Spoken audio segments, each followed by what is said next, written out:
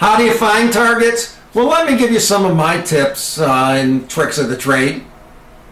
The first thing I do is I ask people who makes a good target for this. And if people keep on mentioning the same company, I'm likely to call them up and say, hey, what do you think? Another thing I do is I look at the size of the market. Is it a big market? Well, if it's a big, humongous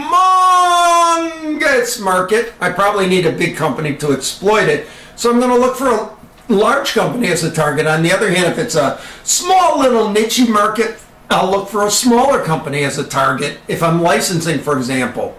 If I'm thinking about being acquired, that's what I want to do, then I'm going to look up and down the supply chain and see who's trying to vertically integrate, because they may be inclined to pick me up.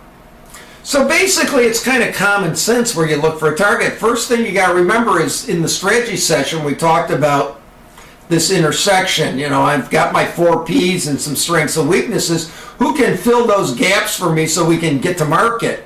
So that'll constrain who makes a good target. But within there, then I'm trying to focus down a little bit more to figure out who I'm going to pick up the phone and call. I like to look at people's websites, by the way. That's another good tip. If you look at the websites, particularly read, if they're publicly traded, that is, read the annual reports, read what the chairman of the board and the president say about their goals for the company. The guys and the women who talk about being technology leaders are obviously more attractive targets than the ones who don't, because you're hawking a technology. So there's a variety of kind of almost common sense tricks you can use to begin to hone in on who makes a good target.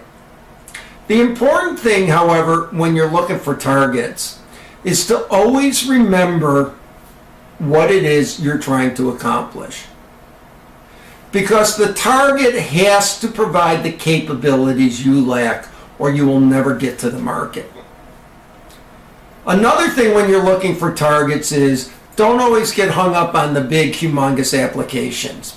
Sometimes a smaller niche application is a better one for you to start out in, and then you can diversify into the larger ones.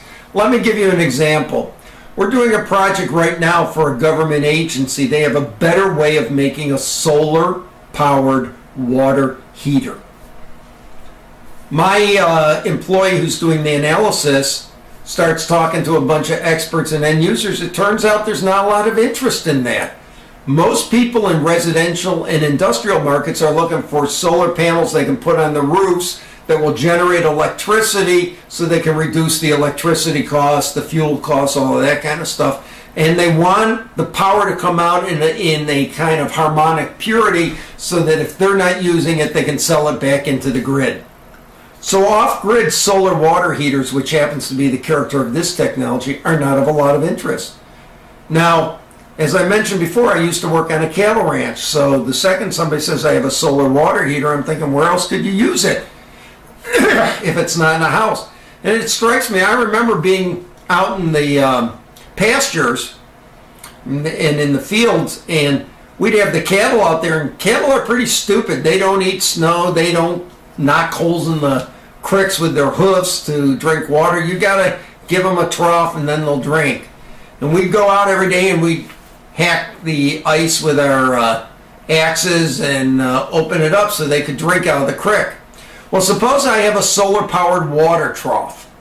Hey, that might work. So we call up some USDA extension agents in Montana, Wyoming, Idaho, places they raise cattle. Sure enough, they say, yeah, that is still a problem. The water troughs are still a problem. If you can do it at the right price point, that may be of interest.